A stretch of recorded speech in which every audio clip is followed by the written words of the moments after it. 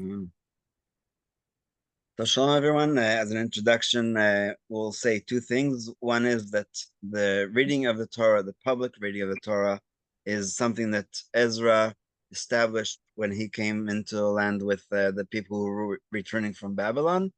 And as far as we know, the reason for Monday and Thursday specifically was because this way they don't have 3 days that pass without study of Torah, and also because those were the market days. And I think even until the late 19th century, there were marketplaces like that. Here in Fredericton, the farmers market is only on Shabbat and Sunday. So the one that's closer to me is only on Shabbat, except for 3 weeks of the year before Christmas. The only reason I'm saying that is because that was a place that people gathered, and so um, in the old souk or shuk, they had little booths or places where a Torah was kept, and they could gather sometime in the morning and read from it. The other introduction is that there's at least 7 commandments that are said by the Talmud that are shakul keneged kol mitzvot, that they're compared to keeping all of the laws. Obviously, it doesn't mean that if you only keep these seven, you've fulfilled your obligation, but it's just that Talmud Torah is one of them. Unfortunately, I still couldn't find the complete list, but it includes living in Israel, tzitzit, um, Shabbat, tzedakah, I think also tefillin, and of course, study of Torah includes all the mitzvot because you're studying the mitzvot by learning the Torah. So, the mitzvah to learn Torah is a basic commandment on which all other mitzvot depend. There is no specific time for Torah study. Instead, it is the mitzvah to learn Torah at all times. As it is written in Joshua, you shall meditate upon it day and night. And in the Torah, when we say in Shema b'shoch b'cha uvkumecha, in order to strengthen Israel's connection to Torah, Moshe Rabbeinu instituted the Torah reading on Shabbat and in Shacharit of Yom Sheni, Monday and Yom Chamishi, Thursday, so that 3 days will not pass without hearing the Torah. That's Rambam's interpretation, but I could not find the actual source in the Torah, so that's why I was going with Ezra's Takanot. The Chachamim teach in Bava Kama that this was instituted based on the verse in Exodus. They traveled for 3 days in the desert without finding any water. Moshe Rabbeinu and his disciples, the elders and the prophets, understood that the thirst for water was a result of 3 consecutive days during which Israel did not communally engage in Torah study. Torah is likened to water, for just as water sustains all that lives and grows in the world, so too Torah sustains the soul. Since the nation became slightly detached from the Torah, the springs of water also ceased to flow. Although the Torah scholars of that generation most probably learned Torah during those 3 days, for 3 days the nation of Israel did not engage in Torah publicly. Therefore, it was established that the Torah would be read every Monday, Thursday, and Shabbat, so that never again will more than 3 days pass when Israel does not publicly read from the Torah. So, like I said, it's a great verse to ponder on, but what I remember is that this was one of the takanot of Ezra, especially because of the market days. Ezra Sofer, as he continues, further instituted that for the Torah reading on Mondays and Thursdays, 3 people are called up to the Torah. Each person called up reads at least 3 verses. Altogether, 10 verses must be read. So this is a discussion in Bava Kama and also in Megillah. There is one exception. The exception is on Purim, where we read only 9 verses. The Parsha of Vayavo Amalek from the end of Parshat B'Shalach.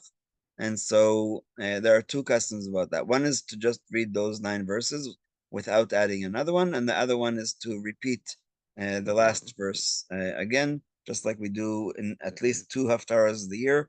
Haftarah of Shabbat HaGadol, we say, Ve'eshiv lev banim al avot, hina anochi sholach lachem et Eliyahu hanavi, that behold, I am sending Elijah, and the second one is in the parsha that we read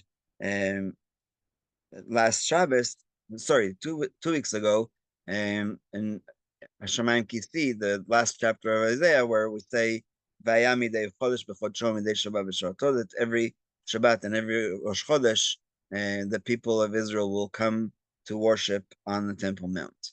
And so additionally, in Peninei Halacha Likutim, altogether 10 verses must be read, and so they're explaining later. So just because we have some time, let's go into the next paragraph about the Torah scroll.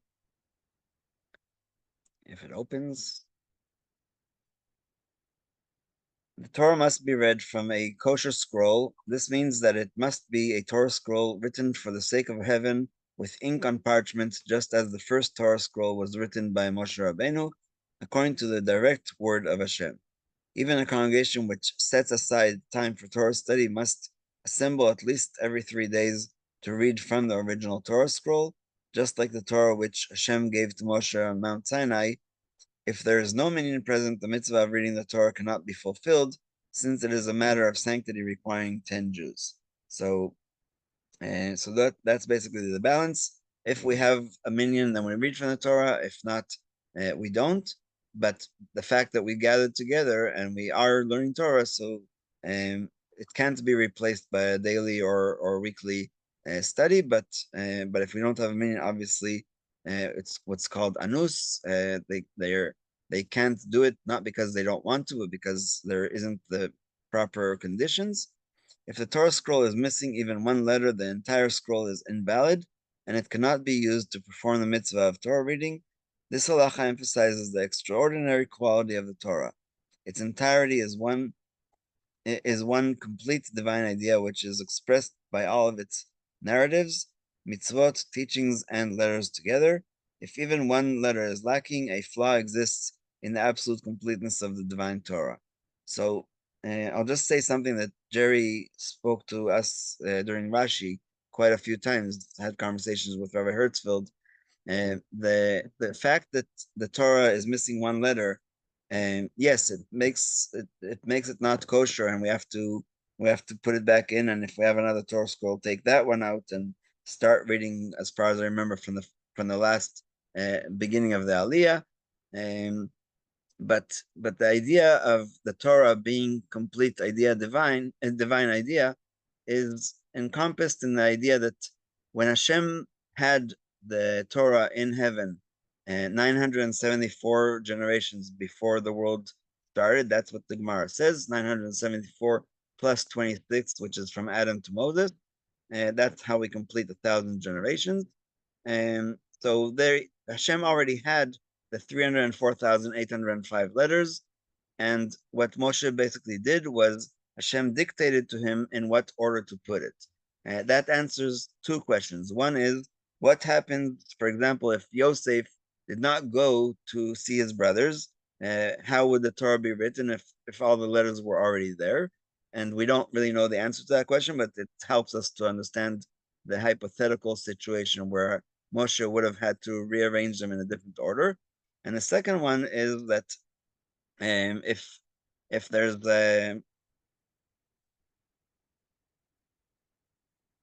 sorry, I'm blanking out. So the second idea is the last 8 verses of the Torah, where it says Vayamot Sham Moshe Eved Hashem, that Moses died. The Talmud says that Moses wrote those words, and Bedema, and there's many different translations of that word, and then Joshua completed it. So again, Moshe already had the 304,805 letters. It was just that Joshua, if either he put it in a mixed order or with invisible ink. Those are the two mainstream answers that I got. And so this idea is that all the letters were already there. It's just that Moshe wrote them, but he did not know how to divide it because he can't write about himself that he already died. That it wasn't written as prophecy; it was written as a fact. So if even one, according to a number of Rishonim, it is permissible b'diavad to read from an invalid Torah scroll. So if you didn't have another kosher one, still in practice, the opinion of the majority of poskim is that the mitzvah of Torah reading can only be fulfilled with a kosher Torah scroll, and that is the common halacha.